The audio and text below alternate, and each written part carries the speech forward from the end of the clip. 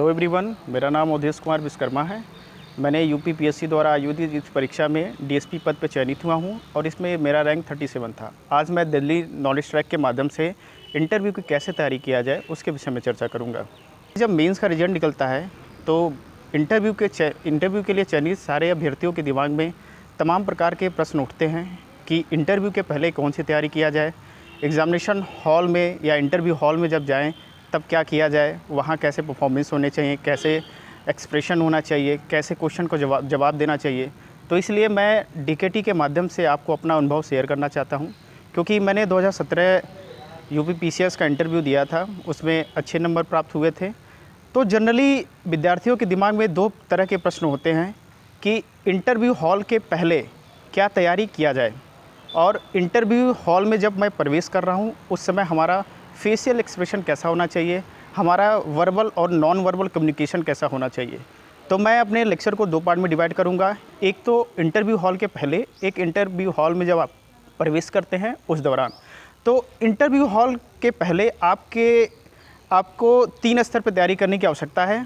पहला तो आप अपने ड्रेस कोड पे ध्यान देना है, आपको अपनी खुद की तैयारी में करंट अफेयर्स हैं, आपके बैकग्राउंड से संबंधित कुछ चीज़ें हैं, उसको तैयारी करना है। और तीसरा आपका मॉक इंटरव्यू। तो मैं पहले विषय पे आता हूँ, क्योंकि ज़्यादातर क्वेश्चन दिमाग में यही रेज होते हैं कि मैं क्या पहनूँ, क्या ना पहनूँ, कैसा ड्रेस पहनूँ, कौन सा ड्रेस काफ़ी प्रभावी होगा। इस विषय में तमाम प्रकार के प्रश्न आपके दिमाग में अभी उत्पन्न हो रहे होंगे। तो मैं कहना चाहूँगा, चाहे वो लड़का हो चाहे लड़की, पहले तो कुछ जनरल सिद्धांत हैं कपड़ों के।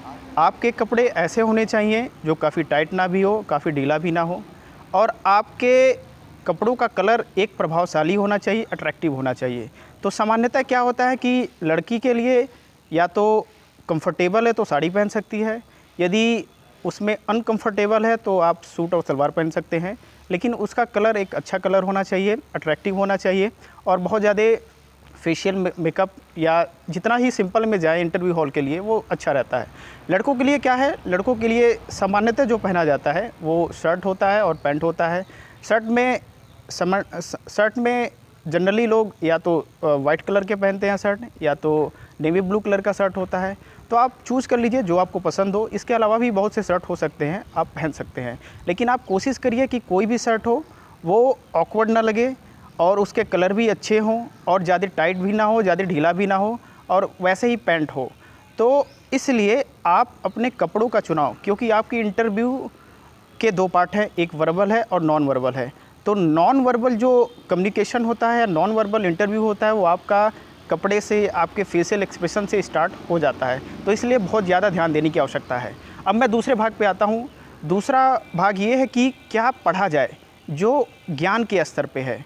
हालांकि इंटरव्यू को माना जाता है कि ये ज्ञान के विषय में नहीं इंटरव्यू होता है, ये आपके व्यक्तित्व का परीक्षण होता है, आपके बैलेंस ऑफ जजमेंट पे होता है, आपकी मानसिक जागरूकता पे होता है।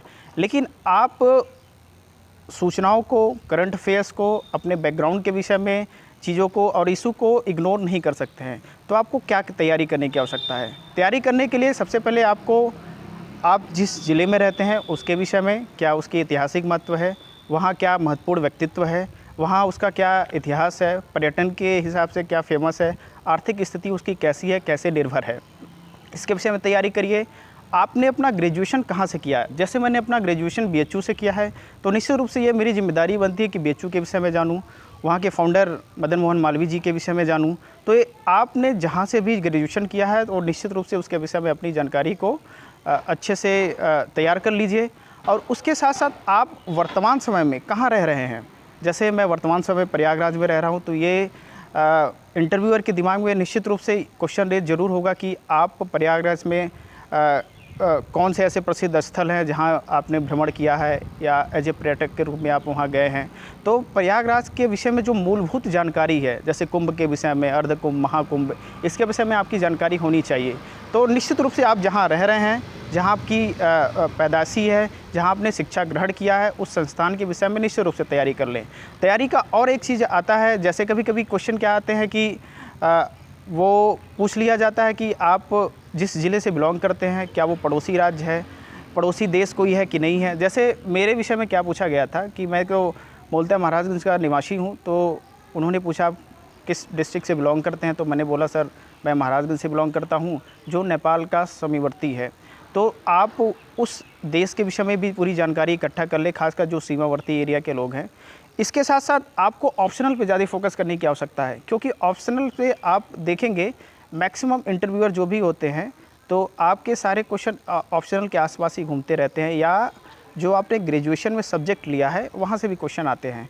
तो आप फोकस करिए। ऑप्शनल में आपको क्या फोकस करने की आवश्यकता है? ऑप्शनल में केवल अवधारणाओं पे फोकस करिए। जैसे आप ऑप्शनल में बहुत डीप स्टडी करते हैं, बहुत सारे थिंकर को पढ़ते हैं, बहुत सारे आलोचक को पढ़ते हैं, बहुत सारे विश्लेषक को पढ़ते हैं, तो उनको यहाँ पे उनकी आवश्यकता नहीं है। उनके व्यू की आवश्यकता है लेकिन उनकी आवश्यकता नहीं है। तो आपको जो भी कॉन्सेप्ट है उसको क्लियर करने की आवश्यकता है, और जो भी विवादित नेचर के सिलेबस में टॉपिक हैं आप उसको ज़रूर तैयार कर लीजिए। जैसे मेरा जो ऑप्शनल है पॉलिटिकल साइंस है, तो ये मेरी रिस्पॉन्सिबिलिटी बनती है कि पॉलिटिक्स क्या है, पॉलिटिकल साइंस, पॉलिटिकल थियरी में क्या अंतर है, political philosophy and political thought में क्या अंतर है। तो ऐसे जो बहुत से विवादित हैं जिस पे विचारकों का एक कोई मत नहीं है, वैसे टॉपिक की आप तैयारी कर ले और अपने स्तर पे एक आंसर बना ले कि हाँ, यदि इससे संबंधित कोई भी क्वेश्चन आता है तो मैं इसका कैसे जवाब दूंगा। इसीलिए बहुत ज़रूरी हो जाता है ऑप्शनल को अच्छे से पढ़िए, खासकर जो करंट अफेयर से चीज़ें हैं। जैसे यदि मेरा ऑप्शनल पॉलिटिकल साइंस है तो इंडिया चाइना जो स्टैंड ऑफ चल रहा है, इंडिया नेपाल रिलेशन, और बहुत से ऐसे टॉपिक हैं जो इस समय करंट न्यूज़ में चल रहे हैं, दक्षिण चीन सागर, तो इस पर ज़रूर तैयार करने की आवश्यकता है। तो आप देखिए आपका कौन सा ऑप्शनल है, उससे संबंधित कोई करंट अफेयर से संबंधित कोई इशू हैं तो निश्चित रूप से उसकी तैयारी करिए। अब मैं आता हूँ करंट अफेयर्स। करंट अफेयर्स बहुत इंपॉर्टेंट हो जाता है, लेकिन सामान्यतः विद्यार्थियों के दिमाग में ये प्रश्न उठता है कि कितने महीने का करंट अफेयर्स तैयारी किया जाए, क्या फैक्चुअल पोर्शन पे भी फोकस किया जाए या केवल कंसेप्चुअल पोर्शन पे फोकस किया जाए। तो आपको, मुझे लगता है, क्योंकि मैं अपना खुद का एक्सपीरियंस बता रहा हूँ, 2 से 3 महीने का करंट अफेयर्स तैयार होना चाहिए। उसमें ज़्यादातर केसेस में क्या होना चाहिए, आप देखिए कि कौन से ऐसे इशूज़ हैं जो काफ़ी हाईलाइटेड रहे हैं। तो इधर 3 महीने में आप देखेंगे तो ज़्यादातर केसेस में कोरोना से संबंधित जितने भी प्रभाव हैं, कोरोना को केवल एक स्वास्थ्य बीमारी के रूप में ही मत लीजिए, और इसके कई प्रकार के कई बहुआयामी प्रभाव हैं। जैसे स्वास्थ्य में है, आर्थिक क्षेत्र में है, इंटरनेशनल स्तर पे है, राष्ट्रीय स्तर पे है। तो कोरोना के इन सभी क्षेत्रों में हुए प्रभावों के विषय में आप निश्चित रूप से विश्लेषण कीजिए। प्रवासी मजदूर के विषय में जो भी प्रॉब्लम आ रही हैं, पुलिस रिफॉर्म से संबंधित जो भी चीज़ें आ रही हैं, तो निश्चित रूप से इस पे आपको काम करने की आवश्यकता है। और साथ साथ में कभी कभी बहुत ज़्यादा फैक्चुअल क्वेश्चन भी आ जाते हैं, तो इसके लिए जैसे कभी कॉन्फ्रेंस कहाँ हुआ, ये कॉन्फ्रेंस कहाँ हुआ, नैम का कॉन्फ्रेंस क्या हुआ, इसको भी थोड़ा ध्यान देने की आवश्यकता है। लेकिन फैक्चुअल क्वेश्चन जितने भी आते हैं उससे डरने की आवश्यकता नहीं है, क्योंकि आप उसको सॉरी बोल करके या उसको टाल करके आप आगे बढ़ सकते हैं। उसको कोई आंसर देना आवश्यक नहीं है, लेकिन आप उन क्वेश्चन को टाल नहीं सकते हैं जो इशू बेस्ड होते हैं, जो समस्या आधारित होते हैं। तो इसलिए आपको 2 से 3 महीने की करंट अफेयर्स की तैयारी करनी है। खासकर एक नोट्स बना लीजिए, उसमें कम से कम ये लिख लीजिए कि कौन कौन से टॉपिक इस समय काफ़ी इंपॉर्टेंट है, वहाँ से कैसे एक्सपेक्टेड क्वेश्चन हो सकते हैं, और उसके अपने एक संतुलित आंसर को भी खोज लीजिए। कभी कभी क्वेश्चन काफ़ी विवादित आ जाते हैं, जैसे कभी अयोध्या मैटर आ गया, कभी कभी आपके स्कूल कॉलेजेस पे कभी विवादित फैक्ट्स हैं। जैसे मुझसे पूछा गया था कि आप बनारस हिंदू विश्वविद्यालय के विद्यार्थी हैं जिसमें हिंदू शब्द लगा हुआ है, एक सेकुलर देश में कितना संभव है। तो आपको अपने आंसर को डिफेंड करने के लिए कानूनी दृष्टिकोण, संवैधानिक दृष्टिकोण, और जो भी हो दृष्टिकोण आपके लॉजिकल होने चाहिए, और लगना चाहिए कि हाँ, तर्क की कसौटी पे वो खरा उतर रहे हैं। तो आपके आंसर ऐसे होने चाहिए। अब हम आते हैं इंटरव्यू के दूसरे चरण में। जैसे मैंने शुरू में ही बताया था, मैं इंटरव्यू को 2 पार्ट में डिवाइड कर रहा हूँ। एक है इंटरव्यू हॉल के पहले क्या तैयारी किया जाए, और इंटरव्यू हॉल में जब आप प्रवेश करते हैं उसके पहले या उसके बाद क्या तैयारी किया जाए। तो मैं अब सेकेंड चरण में प्रवेश करता हूँ। तो सेकेंड चरण में सामान्यतः कैंडिडेट के दिमाग में क्वेश्चन रहता है, वह प्रश्न ये रहता है कि जैसे मैं इंटरव्यू हॉल में प्रवेश करूं, उस समय मेरा क्या एक्सप्रेशन होना चाहिए, कैसे इंटर करूं, कहां अनुमति लूं, कहां पे नमस्कार करूं, कहां पे गुड मॉर्निंग या गुड आफ्टरनून करूं, ग्रीट करूं, या कैसे बैठूं, बैठूँ या ना बैठूँ, उनके अनुमति का इंतज़ार करूँ, ऐसे प्रश्न हमारे दिमाग में थे। तो मैं इस चरण को भी 2 पार्ट में डिवाइड करूँगा। एक है जब आप इंटरव्यू हॉल में प्रवेश करते हैं, उस समय आपका क्या प्रतिक्रिया होनी चाहिए, क्या एक्सप्रेशन होना चाहिए।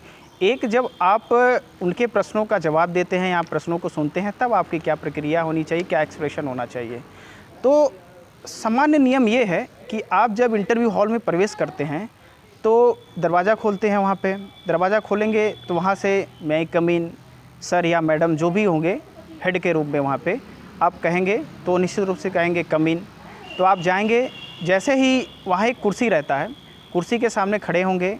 आप सबसे पहले जो लेडीज़ मैडम हैं उनको ग्रीट करेंगे, फिर उसके बाद जो पुरुष हैं उनको ग्रीट करेंगे। तो उसके बाद वो कहेंगे कि आप बैठ जाइए, उनके अनुमति का आप इंतज़ार करेंगे। जैसे उन्होंने अनुमति दिया उसके बाद आप कुर्सी पे बैठ जाएंगे। आप देखिए, इंटरव्यू आप जैसे ही इंटरव्यू हॉल में प्रवेश करते हैं, आपका इंटरव्यू शुरू हो जाता है। क्योंकि मैंने शुरू में ही बताया था, इंटरव्यू के 2 रूप हैं, एक वर्बल है, एक नॉन वर्बल है। वर्बल में तो आपको अभी क्वेश्चन पुटअप करेंगे, क्वेश्चन सुनेंगे, आपका कितना बैलेंस दृष्टिकोण है, क्या विश्लेषण है, कितना डेप्थ ऑफ नॉलेज है, क्या आपने हर पहलू को टच किया है, क्या आपके अंदर विवादित जो मुद्दे हैं उसके समाधान करने की क्षमता है, क्या नेतृत्व प्रदान करने की क्षमता है, आपका प्रेजेंस ऑफ माइंड क्या है। ये वर्बल कम्युनिकेशन में हो जाएगा आपका। लेकिन जो नॉन वर्बल है, जैसे ही आप एंट्री करते हैं तो आपको ये ध्यान रखने की आवश्यकता है कि आपकी बॉडी जो लैंग्वेज है वो साधारण होनी चाहिए, बहुत ज़्यादा कंधा उठा भी नहीं होना चाहिए, बहुत ज़्यादा झुका भी नहीं होना चाहिए। इस पे ज़्यादा ध्यान देने की आवश्यकता है। जैसे ही आप इंटरव्यू हॉल में प्रवेश करते हैं, उस समय आपको ध्यान देने की आवश्यकता ये है कि आपका जो फेशियल एक्सप्रेशन है, आपको लगना चाहिए इंटरव्यू हॉल में मैं प्रवेश कर रहा हूँ तो मेरा कॉन्फिडेंस लेवल काफ़ी हाई है। इसलिए आपको जज करना वहीं से शुरू कर देते हैं। जैसे आप कुर्सी पे बैठते हैं तो आपसे आपके विषय में पूछा जाएगा, बहुत से तमाम प्रकार के क्वेश्चन आते हैं। मैं सामान्यतः बता दूं इंटरव्यू में किस प्रकार के या कैसे क्वेश्चन आते हैं। जैसे मैंने पहले ही चर्चा किया है कि आपको बैकग्राउंड के विषय में, आपने एजुकेशन कहाँ प्राप्त किया है, आपकी हॉबीज़ क्या है, आपके जॉब प्रोफाइल क्या हैं, आपने ग्रेजुएशन में कौन से सब्जेक्ट लिया और यूपीपीएससी की एग्ज़ाम में कौन से सब्जेक्ट लिया, इसमें कंट्राडिक्शन क्यों है, समानता क्यों है, ऐसे क्वेश्चन पूछेंगे। यदि आपके जॉब प्रोफाइल में है, अभी जॉब कर रहे हैं, क्यों ये जॉब छोड़ना चाहते हैं, तो कई प्रकार के क्वेश्चन होते हैं। कुछ क्वेश्चन फैक्चुअल नेचर के होते हैं, कुछ सोशल इशूज़ बेस्ड होते हैं या इशू बेस्ड होते हैं, कई प्रकार के इशू बेस्ड हो सकते हैं। कुछ विवादित मुद्दे होते हैं, कुछ सिचुएशनल क्वेश्चन होते हैं, वो आपके डिसीजन मेकिंग एबिलिटी को चेक करने के लिए क्वेश्चन पुटअप किया जाता है।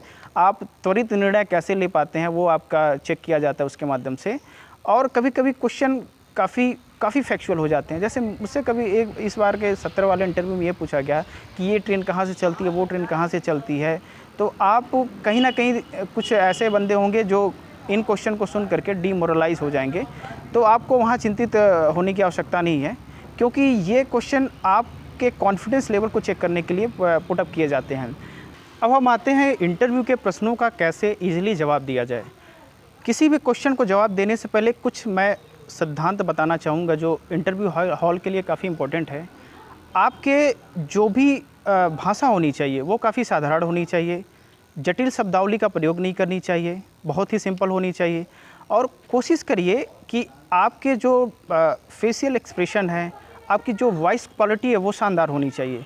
कभी कभी कुछ कैंडिडेट ऐसे भी होते हैं जिनकी वॉइस क्वालिटी काफ़ी नॉर्मल होती है, या कभी कभी कुछ कैंडिडेट ऐसे होते हैं जिनकी वॉइस क्वालिटी काफ़ी हाई होती है। तो दोनों एक नेगेटिव इफेक्ट डाल सकता है। तो इसलिए कोशिश करिए आपकी वॉइस क्वालिटी जो है वो मीडियम में होना चाहिए। सबसे ज़रूरी क्या है कि आप जो इंटरव्यूअर है उसके पूरे प्रश्न को सोच लीजिए, तुरंत जवाब ना दीजिए, कुछ सेकंड रुकिए, 10 सेकंड 20 सेकंड रुकिए। आप उनसे टाइम भी मांग सकते हैं, कभी कोई टफ़ क्वेश्चन आ गया तो उनसे टाइम भी मांग सकते हैं 1 मिनट के लिए, वो आपको टाइम भी दे देंगे। तो आपको बहुत ज़्यादा परेशान होने की आवश्यकता नहीं है कि तुरंत प्रश्न आए तुरंत मैं जवाब देना शुरू कर दूं, ये एक बैड इंप्रेशन होता है।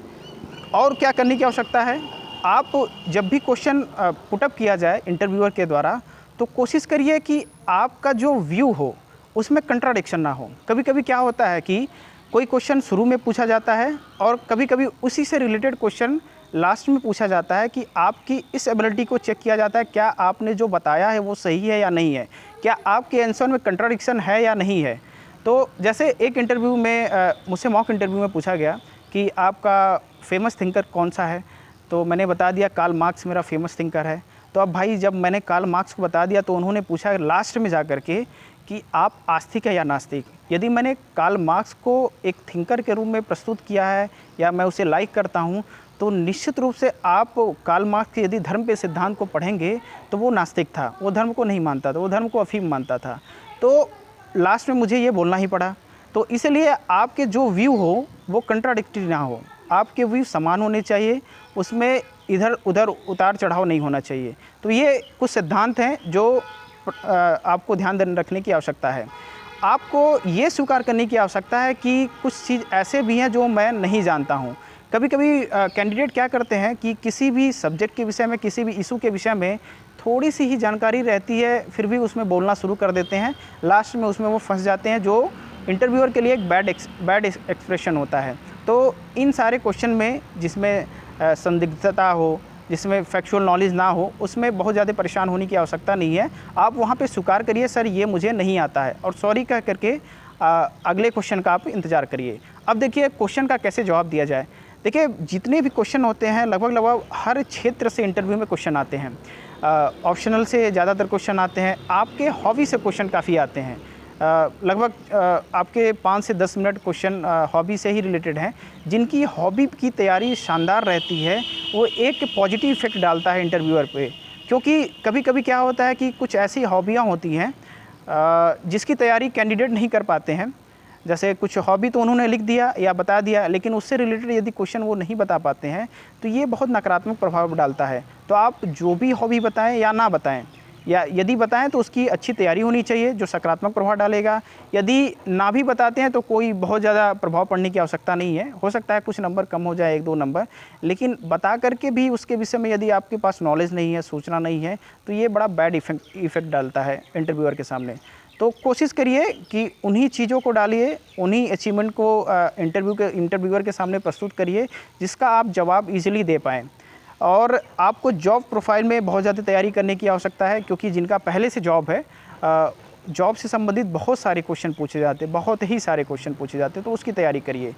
और सबसे ज़रूरी क्या होता है इंटरव्यू में, आप अपना जो फेशियल एक्सप्रेशन है, क्योंकि बहुत सारे कैंडिडेट के पास इंफॉर्मेशन भी होती है, सब कुछ होता है, लेकिन वहाँ इंटरव्यूअर के सामने अपने कॉन्फिडेंस लेवल को डाउन कर जाते हैं, या उनका जो फेशियल एक्सप्रेशन है जिसको नॉन वर्बल कम्युनिकेशन कहा जाता है वो काफ़ी डाउन हो जाता है, जो काफ़ी निगेटिव इफेक्ट डालता है। क्योंकि इंटरव्यू का एक उद्देश्य ये भी है कि आपके अंदर कॉन्फिडेंस लेवल कितना हाई है, आप एक कंट्राडिक्टरी सिचुएशन में, आप ऐसे प्रेशर के माहौल में कैसे निर्णय ले सकते हैं, कैसे नेतृत्व कर सकते हैं, इसका भी जांच परीक्षण करता है। ये आपके व्यक्तित्व का एक बहुत बड़ा भाग है।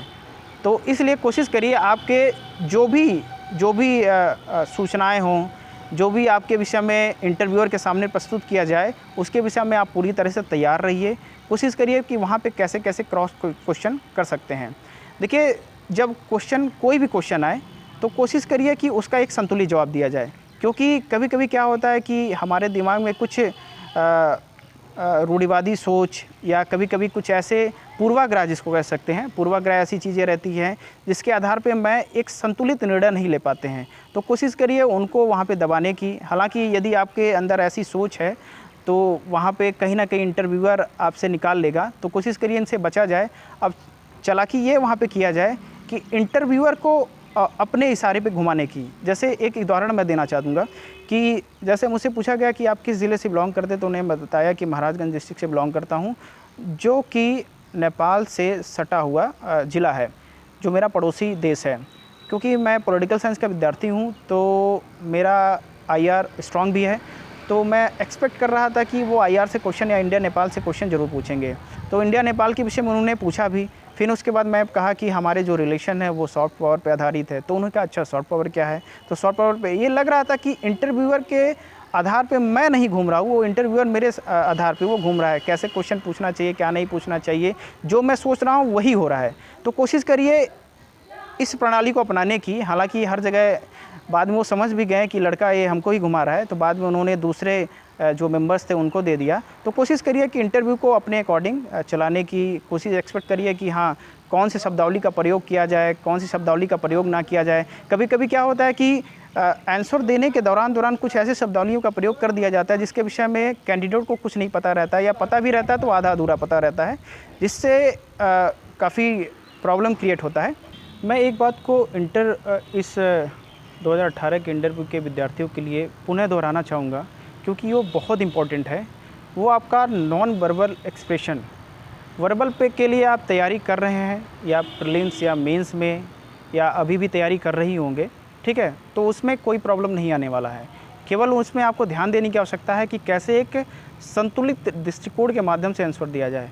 लेकिन जो नॉन वर्बल पार्ट है वो काफ़ी इम्पोर्टेंट हो जाता है, क्योंकि लगभग आपके इंटरव्यू का लगभग 60% एरिया वही कवर करता है। क्योंकि हर सदस्य, जितने भी 5 सदस्य होते हैं अध्यक्ष को मिला करके, जितने भी सदस्य होते हैं वो आपके बॉडी लैंग्वेज को हमेशा देखते रहते हैं। आपके जवाब देने के तरीके, आपके क्या कम्युनिकेशन, क्या स्किल है, कैसे एक्सप्रेस कर रहे हैं, आप अपना कॉन्फिडेंस लो कर रहे हैं कि नहीं कर रहे हैं, कितनी अच्छी वॉइस क्वालिटी है, ठीक है। तो इन सारी चीज़ों पे काफ़ी ध्यान देने की आवश्यकता है। इसके लिए एक छोटा सा उपाय है जो मॉक इंटरव्यू इस समय काफ़ी प्रचलित है। तो यदि जहाँ भी ये सुविधा उपलब्ध हो मॉक इंटरव्यू का, तो आप निश्चित रूप से मॉक इंटरव्यू दे सकते हैं।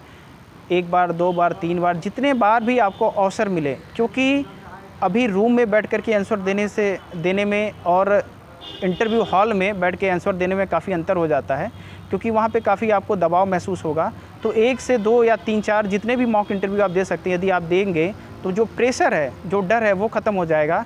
कम से कम ये पहचान में आ जाएगा कि आपने कहाँ गलतियाँ की हैं, कहाँ पे आपको सुधार करने की आवश्यकता है, कहाँ पे आपको और वर्क करने की आवश्यकता है, इधर जितने भी समय बचे हुए हैं। तो निश्चित रूप से जहाँ अवसर मिला आप वहाँ पे मॉक इंटरव्यू दीजिए।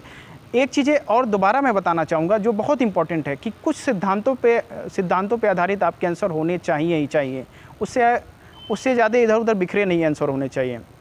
आपके जो भी आंसर हों वो, मैंने बताया कि कानूनी मान्यता पे, संविधान का समर्थन करते हुए, जजमेंट का समर्थन करते हुए, तार्किक आधार पे एकदम संतुलित दृष्टिकोण होना चाहिए। क्योंकि आपने किसी भी दृष्टिकोण को पक्षपात किया तो निश्चित रूप से वो समझ जाएंगे कि लड़का पूर्वाग्रह से ग्रसित है और इसके जो भी आंसर है वो संतुलित नहीं है। और कभी कभी क्या होता है, कभी कभी आपसे बहुत ही ऐसे अटपटे क्वेश्चन पूछ लेते हैं, तो वहाँ पे आप निर्णय नहीं ले पाते हैं कि क्या ऐसा आंसर दिया जाए, इसका क्या आंसर हो सकता है। जैसे आपसे कभी ऐसे ही पूछ लेंगे कि आप शादी के बाद दहेज लेंगे या नहीं लेंगे, आप तो दहेज ज़रूर लेंगे, ऐसा करेंगे वैसा करेंगे, तो दहेज क्या सही है या गलत है, दहेज बताइए, दहेज के क्या सकारात्मक पॉइंट है। तो लगेगा कि अरे यार, दहेज तो एक नकारात्मक सोशल इशूज़ है, तो इस पर कैसे सकारात्मक पॉइंट का जवाब दें। तो ऐसे जितने भी टॉपिक आपको आएँ तो लगता है कि जो सोसाइटी में सही है, इसके लिए जो भी कानून बनाए गए हैं, क्योंकि दहेज प्रथा हमारे यहाँ प्रतिबंधित है, पूर्ण रूप से प्रतिबंधित है, तो कोशिश करिए कि आपका जवाब कानूनी आधार पे होना चाहिए कि हमारे कानून में ऐसे ऐसा किया गया है, इसके सकारात्मक प्रभाव नहीं हो सकते हैं, इसके ज़्यादातर नकारात्मक प्रभाव हो सकते हैं। तो ऐसे भी क्वेश्चन आ जाते हैं। कभी कभी आपको केस स्टडी के रूप में भी क्वेश्चन आ जाते हैं, तो आपको केस स्टडी को सोचना है, उसमें आपको क्या निर्णय लेना है, आपको थोड़ा टाइम देना पड़ेगा। 10 सेकेंड 20 सेकेंड रुकिए, सोचिए क्या उस पर आप एक बढ़िया एक संतुलित आंसर बना सकते हैं, उसको दिमाग में खोजिए, उसके बाद जवाब दीजिए। इन्हीं सारे शब्दों के साथ मुझे लग रहा है कि मैंने इंटरव्यू के विषय में काफ़ी कुछ बता दिया है। कुछ और भी प्रश्न या प्रश्नावलियाँ होंगे, लेकिन जितना हो सकता था, जितने मेरे एक्सपीरियंस थे, मैंने आपके साथ शेयर किया है इंटरव्यू के लिए। मुझे आशा नहीं, विश्वास भी है कि ये वीडियो आपके लिए कारगर सिद्ध होगा। और जो भी कैंडिडेट यूपीपीएससी के इंटरव्यू के लिए में शामिल हो रहे हैं, उनको पुनः हमारी ओर से शुभकामनाएं। और thank you for watching me on DKT।